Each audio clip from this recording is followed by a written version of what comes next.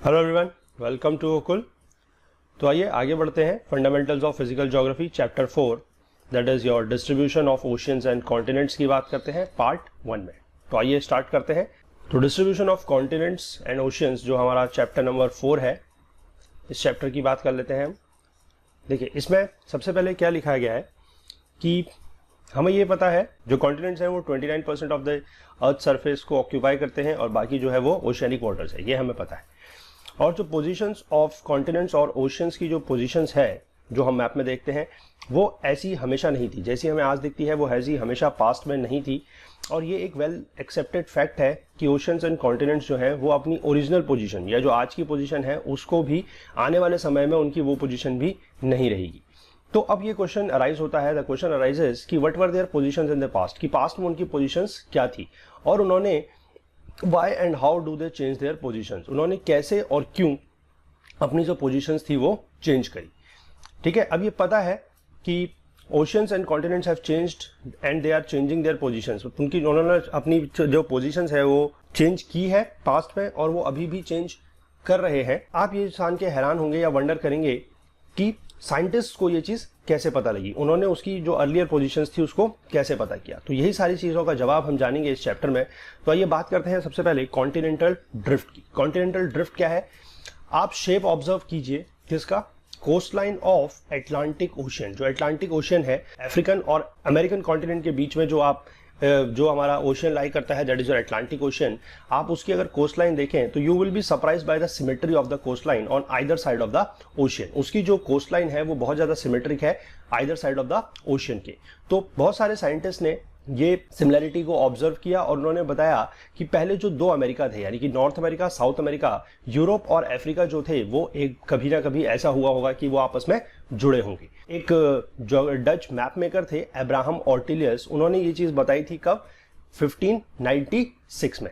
उसके बाद ऑन्टेनियो पेलिग्रिनी थे, इन्होंने एक मैप बनाया था जिसमें तीनों कॉन्टिनेंट्स को उन्होंने जुड़ा हुआ दिखाया था। लेकिन ये एक पर्सन थे that was Alfred Wegener, a German meteorologist, जिन्होंने ये एक थ्योरी के फॉर्म में इस चीज को पेश किया and that was known as the continental drift theory in 1912। तो 1912 में जो आपके अल्फ्रेड वेगनर थे उन्होंने एक थ्योरी के रूप में इसको प्रपोज किया and that theory was known as continental drift theory. और ये रिगार्डिंग थी किसके, distribution of oceans and the continents. According to Wegener के अकॉर्डिंग क्या था कि all the continents formed a single continental mass and mega ocean surrounding the same. कि पहले सारे के सारे कॉन्टिनेंट, जो आज हम सारे के सारे कॉन्टिनेंट्स देखते हैं, वो पहले किसी जमाने में किसी समय में एक सिंगल कॉन्टिनेंटल मास रहे होंगे और उनके चारों तरफ एक मेगा ओशियन होगा, यानी कि सारे के सारे जो ओशियंस हैं आज वो सारे के सारे ओशियंस जो होंगे वो भी जुड़े हुए होंगे।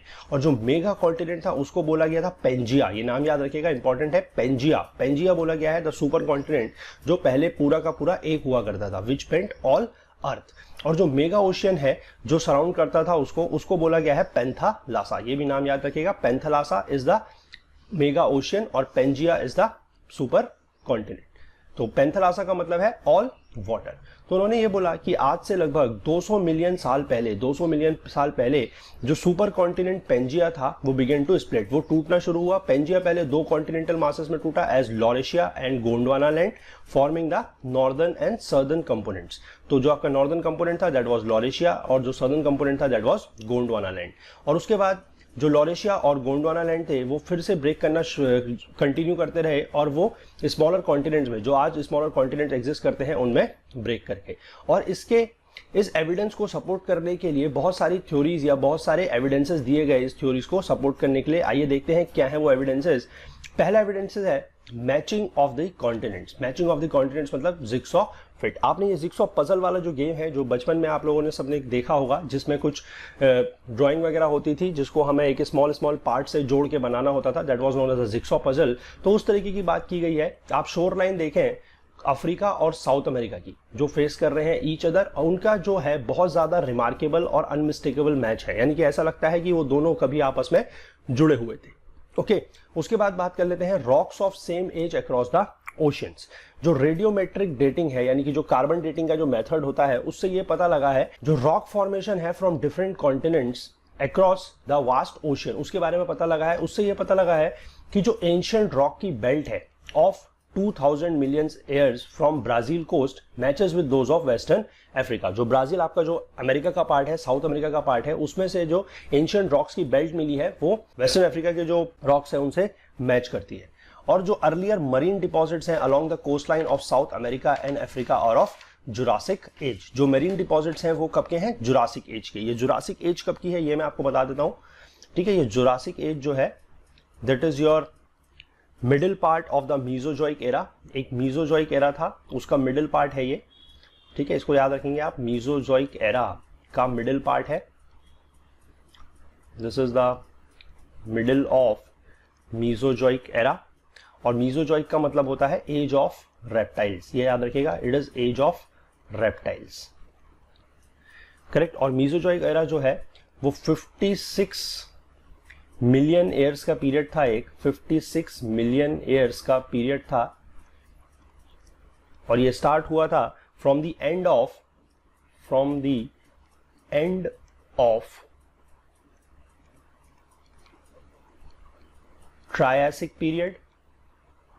एक पीरियड था that was known as your Triassic period, वहां से ये स्टार्ट होता है। ट्रायासिक पीरियड आपका स्टार्ट होता है 201.3 मिलियन ईयर्स अगो से to beginning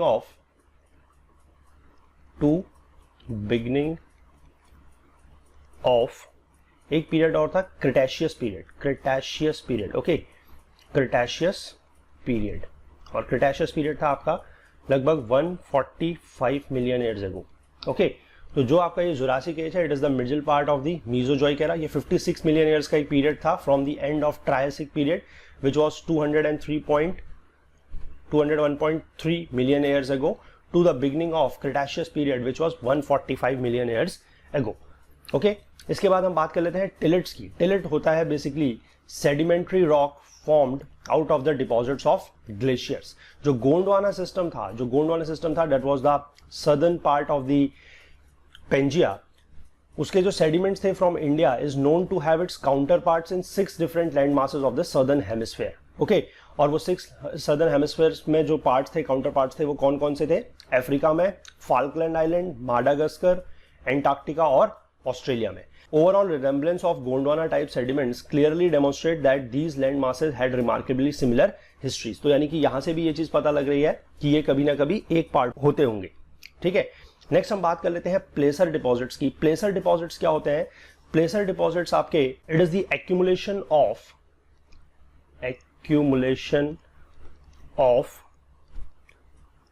valuable minerals formed by gravity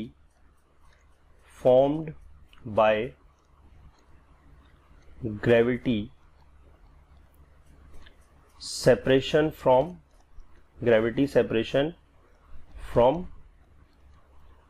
specific source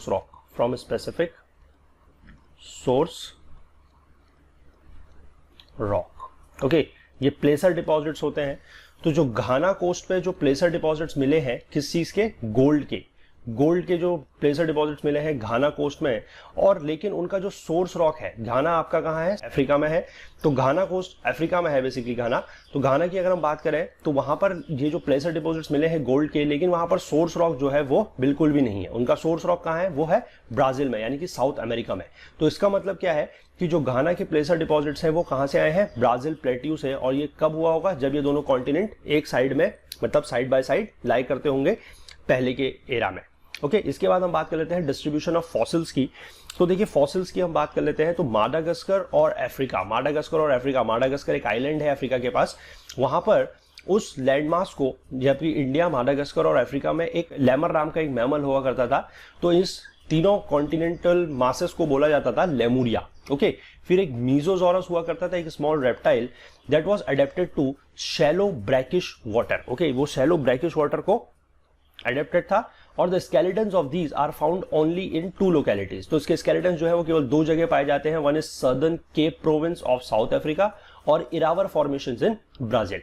लेकिन आज की डेट में ये जो दोनों प्लेसेस हैं ये लगभग 4800 किलोमीटर अपार्ट है, लेकिन इनके जो आपका ये स्केलेटन्स पाए गए हैं वो केवल इन्हीं 2 जगह पर पाए गए हैं। तो इसका मतलब क्या है कि ये दोनों जगह जो है वो कभी ना कभी एक जगह पे होंगी। ठीक है, ब्रैकिश वाटर की यहाँ पर एक बात की गई है, एक कंसेप्ट यहाँ पर है, एक वर्ड है brackish water. Brackish water basically होता है एक ऐसा वाटर जिसपे 0.5 से लेकर 30 ग्राम्स ऑफ सॉल्ट हो, 30 ग्राम्स ऑफ सॉल्ट हो पर लीटर ऑफ वाटर। ओके, पर लीटर ऑफ वाटर, पर लीटर ऑफ वाटर। बेसिकली इसको हम 0.5 to 30 पार्ट्स पर 1000 के फॉर्म में भी डिनोट करते हैं। और जो सैलिनिटी है ब्रैकिश वाटर की वो फ्रेश वाटर से ज्यादा होती है, फ्रेश वाटर से ज्यादा होती है और सी वाटर से कम होती है। ये आप ध्यान रखेंगे अबाउट दी ब्रैकिश वाटर।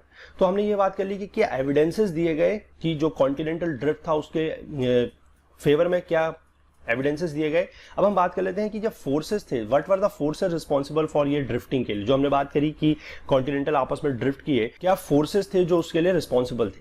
तो इसके लिए 2 फोर्सेस की बात की गई है, one is your pole fleeing force और अदर फोर्स जो है वो है tidal force. Pole fleeing force is related to the rotation of the earth. हमें पता है कि अर्थ जो है it is not a perfect square, it has a bulge at the equator, और ये बल्ज क्यों है, this is due to the rotation of the earth. और जो सेकंड फोर्स जो वेगनर ने सजेस्ट किया था that was the tidal force. और टाइडल फोर्स क्या होता है, it is due to the attraction of the moon and the sun that develops tides in the oceanic waters. Okay, जो ज्वार आते हैं उनके वो किससे रिलेटेड है, आपके मून और सन के अट्रैक्शन फोर्स की वजह से। तो ये सेकंड फोर्स बताया गया है, force for drifting by Wegener. Okay, और Wegener believed that these forces would become effective when applied over many million years। ये फोर्स का इफेक्ट तभी होगा जब ये बहुत ज्यादा मिलियन ईयर्स तक ये चीजें अप्लाई की गई हों। लेकिन मोस्ट ऑफ द स्कॉलर्स ने इन फोर्सेस को टोटली इनएडिक्वेट बताया। तो इसके बाद हम बात कर लेते हैं कि पोस्ट ड्रिफ्ट थ्योरीज के बाद क्या हुआ।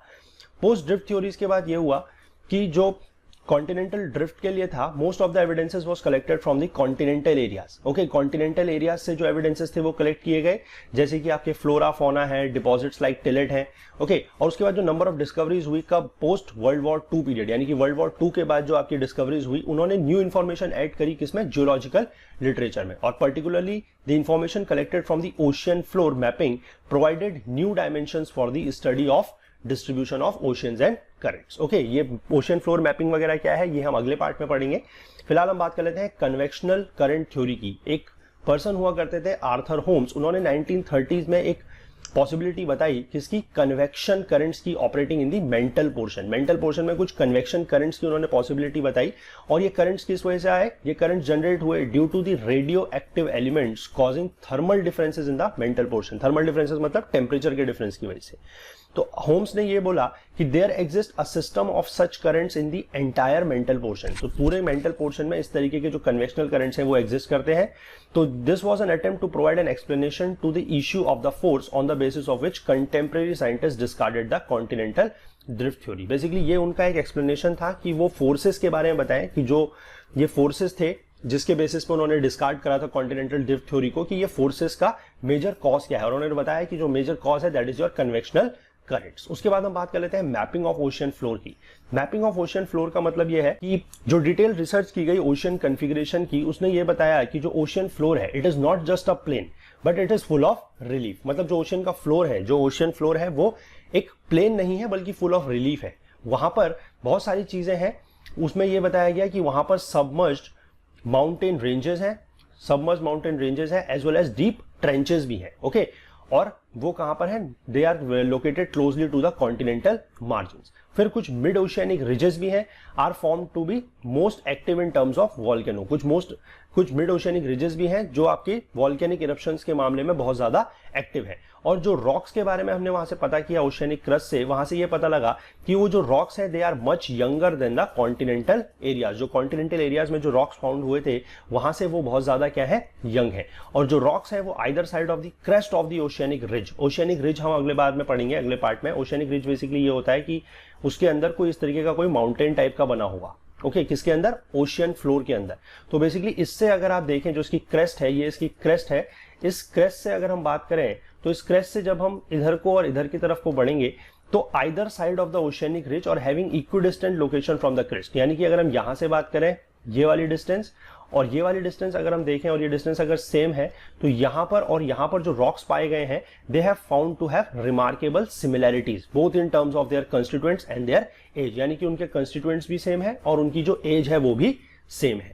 ओके, तो ये हमने अभी पढ़ा बेसिकली कॉन्टिनेंटल ड्रिफ्ट थ्योरी के बारे में, उसके बारे में क्या एविडेंसेस दिए गए और किस तरीके से जब हमें ओशियन फ्लोर कॉन्फ़िगरेशन के बारे में पता लगा तो कुछ साइंटिस्ट ने क्या थ्योरीज दी जिसके बेसिस पे हम उसको डिस्कार्ड करते चले गए। ओके, इसके बाद इस पार्ट में इतना ही। अगले पार्ट में हम पढ़ेंगे ओशियनिक फ्लोर कॉन्फ़िगरेशन के बारे में और related concepts related to the distribution of oceans and continents. तो इस पार्ट में इतना ही। अगले पार्ट में हम थोड़ा सा इस चीजों को और देखेंगे। तब तक आप हमारे वीडियोस जो हैं ज्योग्राफी के वीडियोस हैं उनको देखते रहिए, अपने फ्रेंड्स अपने कलीग्स के साथ उनको शेयर करते रहिए और अगर आपको कोई डाउट्स होता है तो हमें आप अपने कमेंट सेक्शन के थ्रू हमें बता सकते हैं। और आप हमारे चैनल को अगर अभी तक आपने सब्सक्राइब नहीं किया है तो इसको सब्सक्राइब कर लीजिए और बेल आइकन को प्रेस कर लीजिए सो दैट कि कोई भी नई वीडियो का नोटिफिकेशन आपको मिलता रहे। ओके, आप हमसे हमारे फेसबुक पेज, ट्विटर पेज और टेलीग्राम चैनल के थ्रू भी जुड़ सकते हैं, जो सारे के सारे लिंक्स आपको डिस्क्रिप्शन बॉक्स में मिल जाएंगे। तो see you in the next video in the part 2 of this chapter. Till then, thank you and have a nice day.